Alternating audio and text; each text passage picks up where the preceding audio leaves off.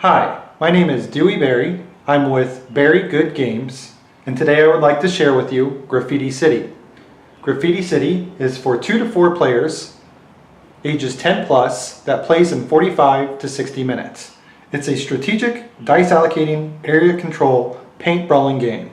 Graffiti City is randomly set up each time it's played, with its 25 district tiles being laid out in a 5x5 grid, along with their 41 interlocking roads.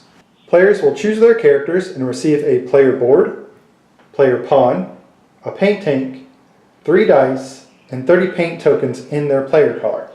Graffiti City is played over multiple rounds with 4 phases. The first phase is the roll phase. All players simultaneously will roll their 3 6-sided dice. The allocation phase is next, where players will take their rolls and allocate the dice to the 3 stats available on all player boards.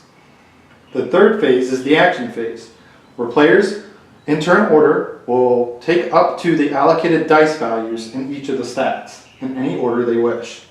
The final phase is the patrolman phase.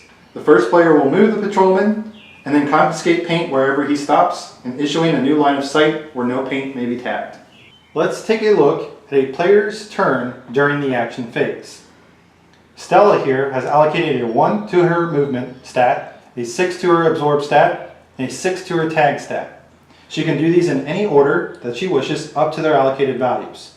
In this case, she decides to absorb 3 of her opponent's paint into her paint supply, costing her 3 absorb points. She then absorbs 3 of her own paint from a nearby paint tank into her paint supply. The absorb order is important, as the tag stat will use a last in, first out method when disposing the paint out of her gun.